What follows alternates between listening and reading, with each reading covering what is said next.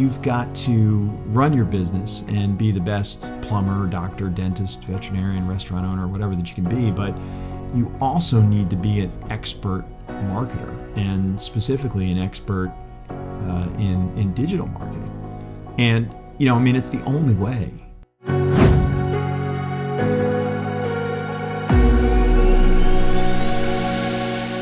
Hi, and welcome. You're listening to the NetBlaze podcast, marketing ideas for small businesses. Look, if you're concerned about getting new customers, keeping the customers that you have, and increasing the revenue, the lifetime value of those customers, then you've come to the right place, because we're here to help. Welcome, I'm Steve Clayton, and you're listening to NetBlaze. If you own or run a small local business and you're concerned about, as well you should be, getting new customers, keeping your existing customers, and increasing the revenue from each and every one of these folks, then you've come to the right place, because small and local business owners need help, especially with marketing and other activities that achieve these customer acquisition goals.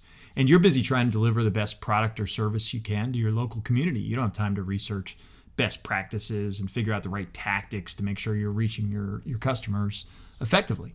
So that's where we come in here at NetBlaze. Whenever I get around a group of small local business owners who sort of know or find out, what I do or what my company does and things like that, the number one thing I hear from people is, I just have no idea where to begin.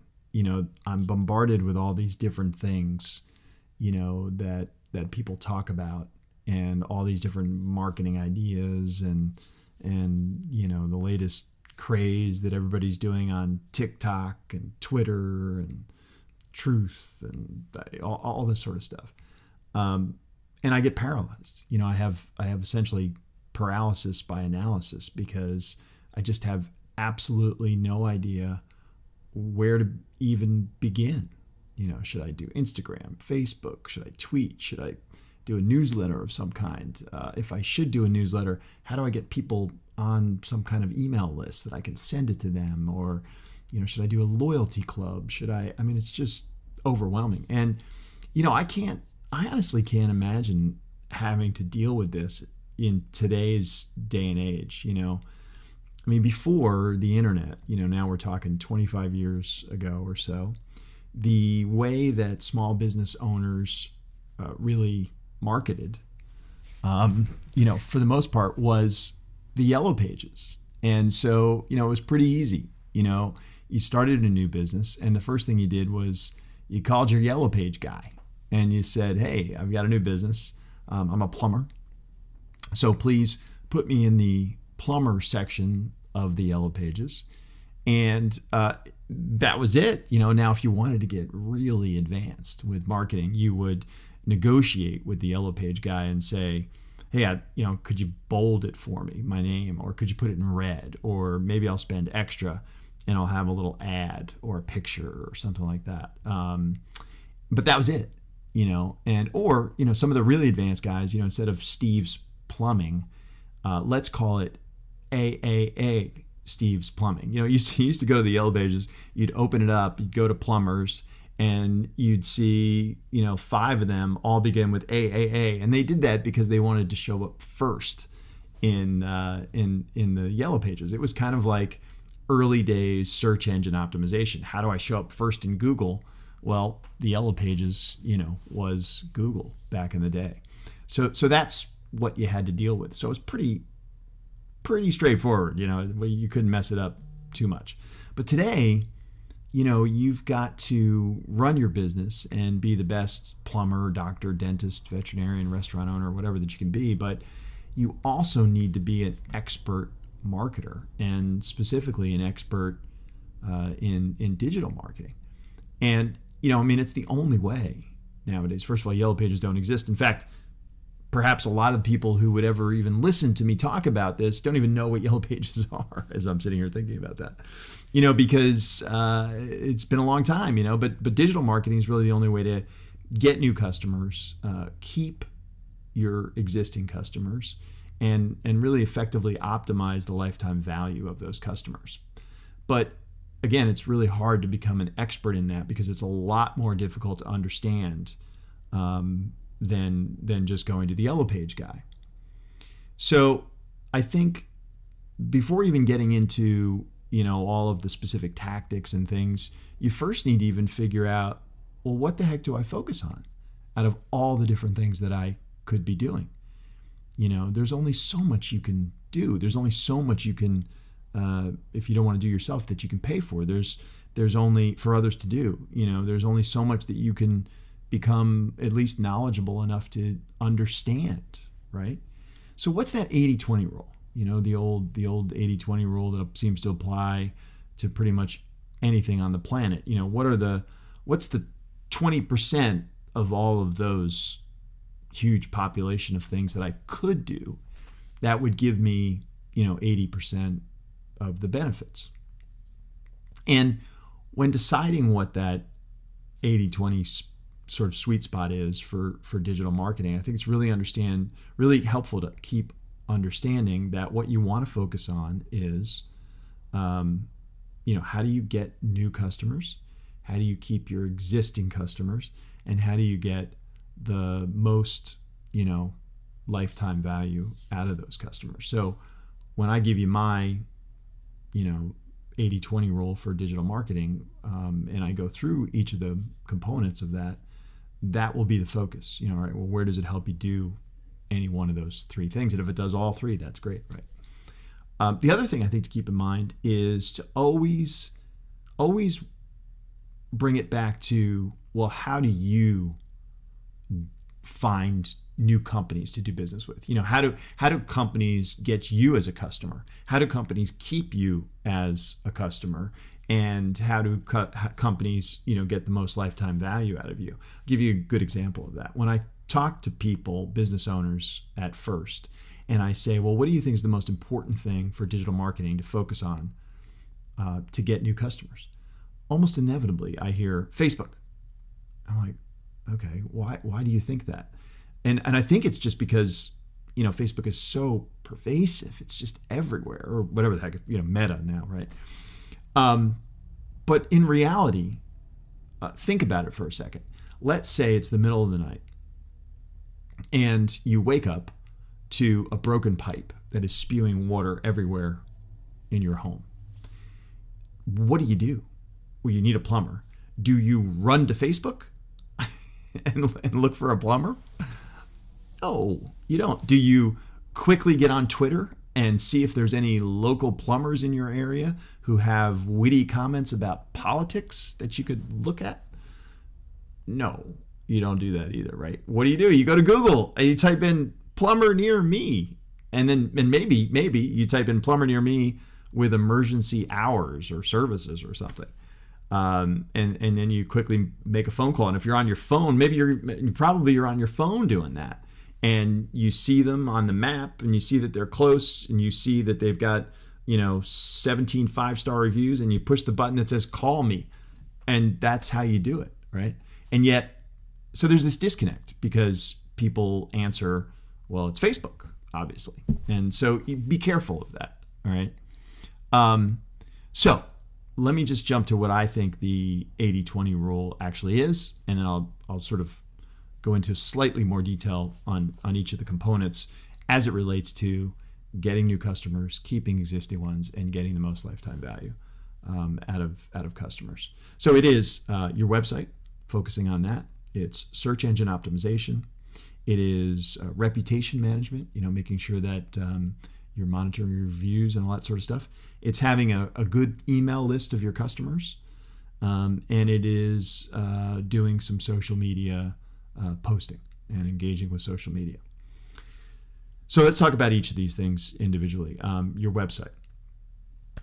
So your website is really important for all three things, getting new customers and sort of indirectly, depending on what business you're in. But it's important for getting new customers. When people are evaluating whether to do business with you, your website is your foot forward. Your website is your shingle. Your website is you. So a lot of people will make the decision to do business or not with you based on the quality of your website. I can tell you that if they're looking at your website on their phone and it doesn't look right because it's not optimized for, a phone screen, that's a huge mark against you. It doesn't matter how good it looks on the desktop. And, more than 50% of traffic nowadays are just people on their phones, which shouldn't surprise anyone. So that's just a small example. But yeah, the website's really important for getting new customers, for keeping existing ones, because they'll go back to your website to find out additional services you have, to get your phone number again, maybe buy something there or make an appointment, or, it just depends on what you do. And it's sort of a similar thing for lifetime value of customers. So your website is pretty key. It also drives a few other things, a little bit of search engine optimization, which I'll talk about next. So there are, the other thing that's important about my 80-20 rule is that there's some synergy amongst each of these things. So in other words, doing a good job on your website helps with search engine optimization and so on and so forth. So, but the first thing is to worry about, to put into your, population of things that are within the scope of what you're going to work on is your website. Second is search engine optimization. Now, this is the answer to, what's the best way to get new customers. It is making sure that when people get broken pipes in the middle of the night and they type in plumber near me and who has emergency services, that you show up, assuming that's what you do, right? So that's what search engine optimization really is all about. It's a pretty advanced topic. We're going to have a couple episodes that are dedicated specifically to search engine optimization, but there are a couple things that you can do that are not super advanced that will help. Your website actually helps. Believe it or not, if your website is not optimized with mobile, Google will penalize you and not show you as high in the rankings. So in other words, instead of showing up first when somebody types in plumber near me, maybe you don't show up at all, or maybe you show up 7th or 10th or not in the little map, or all that sort of stuff. Anyway, lots to talk about with search engine optimization, but it's very, very important to get new customers. It's a little bit important for keeping existing ones because maybe they forget your number, so they type in plumber near me, so they can go, I think the guy's name was Stan, or maybe it was Steve, I don't know, so they type in plumber near me. Oh, there he is. I recognize him. So keeping existing ones, it also helps with. But the primary driver and the reason that we're focused on it is to get new customers. The biggest thing that you can do, again, I said advanced topic. We're going to have a lot of episodes, maybe a couple episodes on it in the future. But the biggest thing that you can do right now that's not that complex is making sure that your website is good quality, optimized for mobile, and is accurate as far as your address, your phone number, your business hours, things like that. The second thing you can do is to really pay attention to your Google My Business page.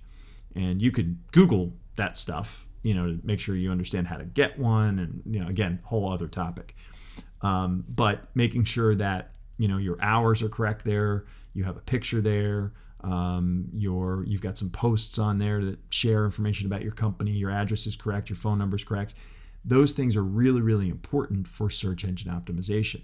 Because if you think about how you do this. You type in plumber near me, and usually what comes up is a map and maybe 6 plumbers that are near you with their reviews, and you click on them. And when you click on them and you go into the little box, that is your Google My Business page that has hours and, the call button and all that sort of good stuff. So that's something that's really, really important for a whole bunch of things. Again, there's some synergy here between website, Google My Business page, search engine optimization, and all that sort of thing.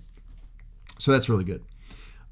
The next thing is reputation management, and that is essentially reviews, making sure that you have enough of them, making sure that they're, enough stars, right? So I think personally that you really need at least 10 reviews specifically on your Google My Business page. That's the most important thing to focus on. If you think about it, as you get more advanced, you've got review opportunities on Google My Business. People can review on Facebook. They can review on Yelp, on TripAdvisor, depending on what kind of company you are, and others. But I think that focusing first on Google My Business is the most important thing. Again, there's some synergy here. When you worry about search engine optimization and you show up high in that list, it's great to have a lot of reviews and a high ranking. I think you should be at least 4.5. The higher, the better. Okay. People always ask, well, how do I fix a bad review? Yeah, there's not a great way to fix a bad review except by getting more good reviews. That's really the big way to do it. And you can also respond to reviews, even if it was in the form of some sort of mea culpa, like, yeah, we messed up, but we tried to fix it, and people are okay with that, So I recommend you respond to every review, good or bad, or at least until you get, a good 10 reviews or more, and you get to 4.5 or higher. It's really, really important. And having an email list, again, more synergy, because that's the next thing to focus on within my 80-20 rule, helps, because if you get people as part of your process, as part of your new customers, if you get them on an email list or a list in general within a software tool, you can email them to request reviews, you can text them to leave reviews, that sort of thing. We've all been the recipient of those things, and it's because people are focused on that component, right, as part of their 80-20 rule for digital marketing. So the next thing is your email list, and the fancy name for that is CRM, Customer Relationship Management. It's a way to keep a record of all your customers with hopefully their phone number too, so you can text them, but at least their email, so that you can reach out to them. And it helps you keep existing customers. It doesn't help you get new customers, because they kind of have to be an existing customer for you to reach out to them. But it helps you keep existing customers, and it helps you increase the lifetime value of a customer. And you can use it basically to keep people kind of up to date on your business, keep your business in their mind, by sending out, hey, here's an update on what's going on. Here's a fun new thing we've added to the menu. Here are our new hours. Just whatever is important to share with them. The other thing that you can do is you can run specials. If you're a restaurant and you've got it's going to rain tonight, and you know that your business typically drops when it rains, maybe you send out an email to everybody and say, hey, rainy day special, get here before 6 p.m. and get free dessert, something like that, right? So that absolutely can help keep existing customers and increase the lifetime value of your customers. And finally, the last component of my 80-20 rule is social media. And I would suggest focusing really on Facebook. Instagram, if you're using the right software tool, you can kind of get Instagram for free because it sort of cross posts between the two of them. But that is the most important. I wouldn't worry about like YouTube or TikTok or Twitter. I mean, unless your last name is Kardashian, I don't think you need to be tweeting, right? Again, most of you. So social media will help keep existing customers and help increase the lifetime value of your customers. It also helps, not to get into search engine optimization, but it does also help with making sure that you show up as high as you can in the search engine rankings. So again, when somebody types in plumber near you, you show up above your competition. Again, it's an advanced topic. We're going to have other episodes on this, but social media postings and engagement and things like that can really help. So I recommend you focus on Facebook. And I think you should think of Facebook as what I call refrigerator magnet marketing. So used to be, I don't know if they still do this or not, honestly, but a lot of like a pizza place, I love pizza, so I keep using that as an example. A pizza place will give out calendars that were magnetic that you could put on your refrigerator. And the reason is it would stay up there all year. And anytime you went to the fridge, which is a lot, you're opening the refrigerator and you're seeing Steve's Pizza up there all the time. So it keeps their name in your mind. It keeps that company in your mind so that next time you're hungry for pizza, who are you going to call? Probably the guys on your refrigerator. So Facebook is the same way, as everyone on the planet is doing their daily searching through Facebook for funny cat videos, if they have liked your page, hopefully some of your content that you're posting on social media will show up in their news feed. And it's like they're opening the refrigerator and they're seeing the calendar for Steve's Pizza. That's kind of what Facebook marketing is all about. Now, hopefully, if you can do some nice engaging content on there, some fun content, maybe it's even better than, having a calendar up there. So that's it. That's the 80-20 rule, guys, right? So it's worrying about your website. It's worrying about search engine optimization. It's worrying about reputation management. In other words, getting reviews, making sure you have enough of them, making sure they're the high, your rating, your ranking overall, you have enough stars. It's having a good email and text list so that you can reach out to your customers. And it's having a social media content strategy, making sure that you're, somewhat regularly posting on social media. And that is it. And believe me, that is enough. If you focus on these things and only on these things, okay, then you're going to be light years ahead. Some of these things are easier than others. Some of them you may need help with, but at least if you're aware of them and aware of the fact that, hey, these are the things that I need to focus on, that will be fantastic. All right. So thanks for listening. Hopefully you got something out of that. Obviously, we're going to dive into some or all of these in future episodes in a little bit more detail. But if you want help with your digital marketing, head on over to netblaze.com. We can help you. We've got software that can help you. And there's even a free trial. So see you next time.